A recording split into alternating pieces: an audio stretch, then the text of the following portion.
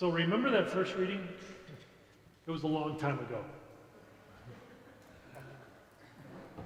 Let me refresh your memory. All right, Moses, the people in the desert, bickering, moaning out of thirst. They were grumbling to the Lord because they had been wandering in a desert without any water. Remember that? So now I'd ask you to try to remember back to a time when you were really thirsty. When you were just really, really parched. You think of a time? Whenever I do this exercise, I always come back to when I was in high school. My senior year, I was a starter on offense and defense. I went both ways. I was a defensive end and a tight end. And I remember one of the early games in the season. It was very hot, still like in September, and so I was out there on the field, and I could tell that I was getting really thirsty. And then it just kept getting worse and worse because I didn't get to leave the field. And at one point, I remember I was trying to pull my mouthpiece out, and it was stuck. My saliva had become like glue. It was stuck in my mouth, and I seriously, I couldn't pull it out. I had never experienced that before. Thinking I was probably in some sort of level of dehydration there. So I started asking to be taken out, and the coaches just kept saying, no, stay in. So I couldn't get my mouthpiece out, so anyway, we lined up the next play came, they were doing a sweep around the end, and now this part might get embellished a little bit, because the older I get, the better I was. So there I was, holding the line. It was my job to contain from the outside, right? 240-pound pulling guard comes my way. 260-pound guard comes my way. I shed him, and I take down the running back, who ends up landing on top of me. Okay, back to reality. Okay. He lands on top of me, and I think the rest of the team ended up on top of me as well. Well, all of my air was forced out. And guess what finally came out? That nasty, sticky mouthpiece. And I had this kind of long, dangling mouthpiece, okay? Didn't have that tiny little thing that everybody just takes out and sticks in their helmet. That wasn't cool back then, and actually nobody did that. So we had it attached to our face mask, right? So it was dangling. So of course, when it comes out, it goes right to the ground, because I was on the bottom of the pile. And so it's amazing. Did you know that in a green football field, there's still a lot of dead grass out there? I found that out. Because when I got up, that mouthpiece was filled with dead grass. So again, I'm calling to come out. Take me out, take me out. And they're like, no, stay there.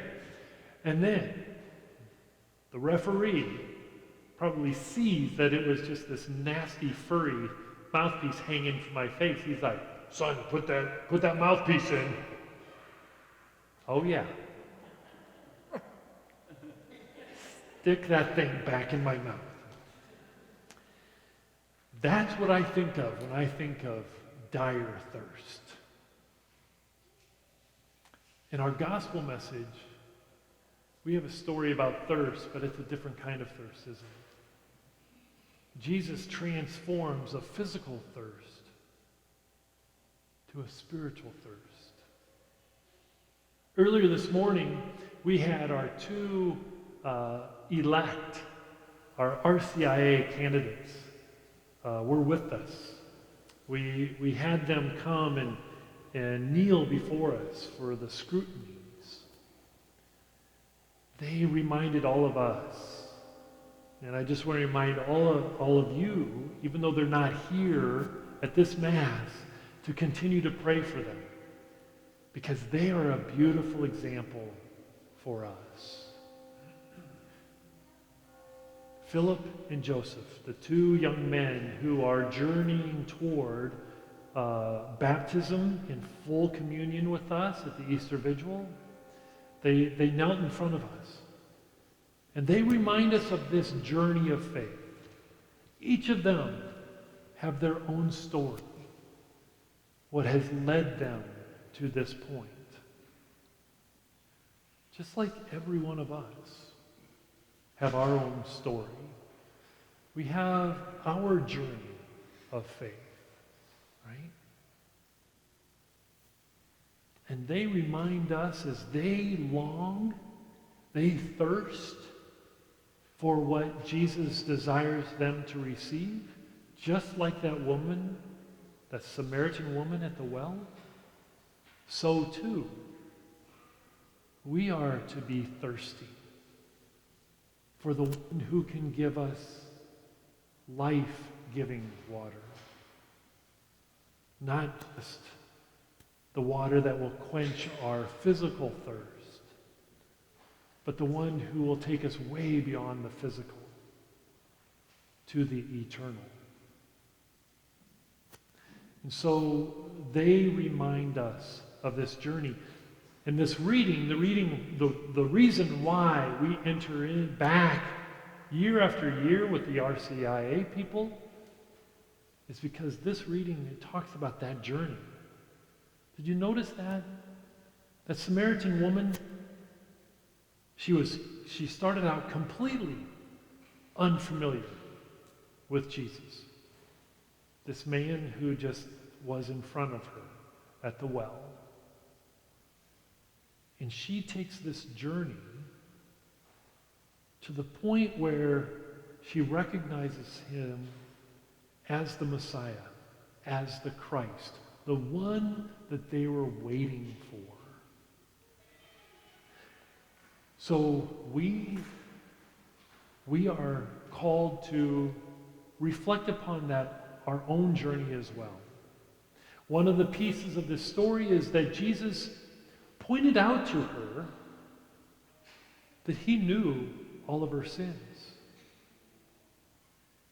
And yet, he didn't condemn her and shun her and say, "Depart from me, evil woman." But he still was there, even breaking societal norms, to be with her, to be in conversation with her, to offer her what he desired for her to receive. That's the same for all of us. Jesus already knows our sins. He knows all of our sins. And yet, he doesn't send any of us away. He doesn't shame any of us. He invites us to get in touch with our sins, the ways that we turn away from God, so that we can receive those healing waters ourselves. Once again, we can allow his love and mercy to wash over us and quench our thirst for a deeper relationship. And then, after once again receiving the great gift of mercy and love that Jesus desires for us to receive, we see another part of this journey. The Samaritan woman gives us yet another example. And that she didn't just receive and just go, "Oh, well, how nice for me." But she went back into the community and shared the good news. Shared with others where she had received these life-giving waters. And she did it in such a way that was convincing, right? Because they went to see for themselves. We're all invited to do that as well. Just like the sponsors that were with Philip and Joseph this morning, who played a part in their journey of leading them to Christ. So too, we are all called to that. You know, they say the fastest, the biggest growing group of people religiously right now are those who reject all religion. And they're called the nuns. N-O-N-E-S. None. No thank you. You want some life-giving water? No thanks. That's the fastest growing group. And so for us as a community to turn the tide on that, we have to use that example of the Samaritan woman. We have to be willing to go and share the good news. To do it in such a way as Jesus would want us to, right? He didn't take a club and beat this woman over the head, did he? He just invited her to the life-giving water that he had to provide. And she didn't run back to the community and say, you better or else. She went back with an invitation, come and see. Come and experience the one I have experienced.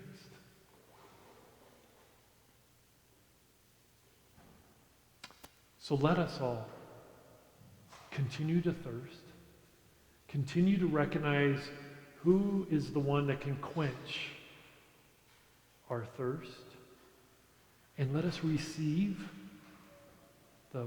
from the bounty of the life-giving waters he desires us to receive. Life-giving waters of mercy and love. And let's also remember to do our part, to go and share the good news.